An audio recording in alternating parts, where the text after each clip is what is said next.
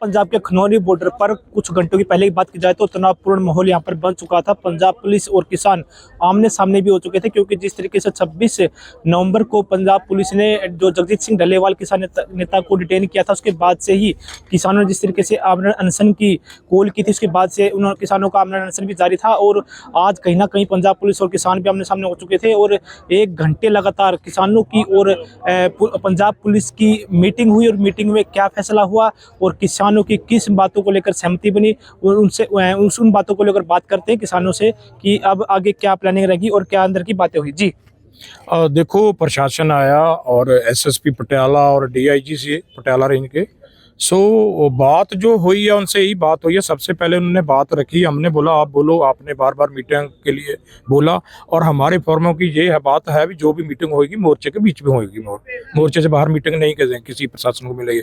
और सबसे बड़ी बात हमने 2 टुक की बात ये रखी है भी पहले जो आपने जगजीत सिंह डल्लेवाल को अरेस्ट किया, जिस हालातों में आपने अरेस्ट किया और हमारे आगू साहबान को उनको यहाँ पे छोड़ा जाए, उनको रिहा किया जाए, उसके बाद ही अगली बात करेंगे। इस बात में टूट गई बात। उन्होंने बोला आपकी बात हमारे पास आ गया, हम ऊपर अपने जो सरकार है या ऊपर के अधिकारी हैं उनके साथ बात रखेंगे। सिर्फ इतनी बात हुई है। तो क्या पंजाब पुलिस ने किसानों से कोई टाइम भी मांगा कि इतना टाइम हमें दे दिया जाए, उसके बाद ही कुछ डिक्लेयर हो पाएगा? नहीं, हम टाइम की बात ही नहीं करी ना, जब आगे की बात ही नहीं हुई। हमने बोला सबसे पहले जगजीत सिंह डल्लेवाल को छोड़ा जाए, अगली बात उससे बाद ही करेंगे। और प्रशासन ने ये बोला आपकी बात आ गई है तो हम उच्च अधिकारियों के या सरकार के पास आपकी बात रख देंगे। जी, तो अंदर जो डीआईजी लेवल के अधिकारी थे, किसान भी थे, तो क्या अंदर गर्मा गर्म का माहौल भी बन चुका था? सुनने को आया कि भाई जिस तरीके से बात सिर नहीं चढ़ पा रही थी और आगे बात नहीं बढ़ी।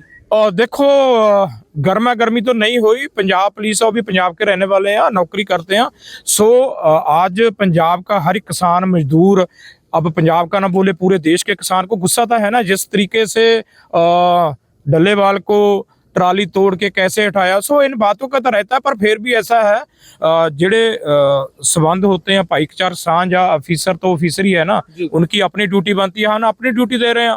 देखो, पुलिस ने अपना काम करना है, सरकार ने अपना काम करना है, हम जो सारी टीम खड़ी है दोनों फॉर्मा की, हमने अपना काम करना, हमारे किसानों ने अपना काम करना। हम अपनी ड्यूटी बड़ी बखूबी निभा रहे हैं। जैसे जगजीत सिंह डल्लेवाल को अरेस्ट करने के बाद इन्होंने बोला मोर्चे कमजोर होंगे, और मोर्चे उनको अरेस्ट करने के बाद और तिखे हो गए, क्योंकि जगजीत सिंह डल्लेवाल के बाद सखजीत सिंह हरदो चंडे मरण बरतते बैठे हैं। उसके बाद अगली बात मेरे भाई KMM से दिलबाग सिंह रखेंगे, इनसे बात करो। दिलबाग जी, अगर बात करें पंजाब पुलिस की, तो जिस तरीके से 26 नवंबर घटना घटी, तो आज जिस तरीके से पंजाब पुलिस किसानों के बीच पहुंची, तो कहीं ना कहीं किसानों में भी एक माहौल अलग सा दिखाई दिया, गर्माहट का माहौल था। तो क्या पुलिस का मनसा थी, किस वास्ते वो आई थी? देखिए, पुलिस अपने आप में कुछ नहीं करती। पुलिस को जो भी ऑर्डर आता है सरकार से आता है। सरकार जो जदों भी ऑर्डर करती है कि किसानों को डांगो मारो, लाठियां मारो, गोलियां चलाओ, तो पुलिस करती है। इसलिए पुलिस जो सरकार का ऑर्डर होगा उसको मानेगी। हम 2 फोरमों का अपना जो साढ़े आगुओं का ऑर्डर होगा हम उसको मानेंगे। देखिए, पुलिस आई है, गलबात के लिए आई है। पुलिस एक माध्यम है, हमारे बीच गलबात करने का रास्ता खोलती है। हमको संघर्ष को फेल भी पुलिस ही करती है, और हम चाहते हैं कि हमारा संघर्ष सफल हो। इसी पर हमारी दिन रात मीटिंगें चलती हैं। तो अब आगे क्या रणनीति बनी है किसानों की, आगे किस तरीके से आंदोलन को और मजबूत किया जाएगा? देखिए, रणनीति ये है हमारी 2 फोरमा की, जहां सुखजीत सिंह हरदो झंडे मरण व्रत पर बैठे हैं। आज 6 दिसंबर को शंभू बॉर्डर पर हम जत्थे बनाकर आगे बढ़ेंगे, दिल्ली को कूच करेंगे। अगर सरकार हमारी बातें नहीं मानेगी तो हमारे गोलियां मारेगी, लाठियां मारेगी। हम मानसिक तौर पर तैयार हैं, सब कुछ झेलने के लिए हम चलेंगे, संघर्ष जारी रखेंगे, क्योंकि हमारे खेतीबाड़ी सेक्टर को बचाने के लिए और साड़ी फसलों और नस्लों को बचाने के लिए संघर्ष जरूरी है, हमें करने चाहिए तो करांगे। तो जिस तरीके से अगर किसान दिल्ली की तरफ बढ़ते हैं तो उनको रोकने की अगर कोशिश की जाती है हरियाणा पुलिस की तरफ से, हरियाणा सरकार की तरफ से, तो फिर क्या किसान वहीं पर अपना डाला डालेंगे, फिर आगे बढ़ेंगे? देखिए, पहला भी हरियाणा सरकार ने हमारे 31 बंदे शहीद हुए हैं इस मोर्चे में। शुभकरण सिंह को सीधी गोली मारकर जहीं शहीद किया गया।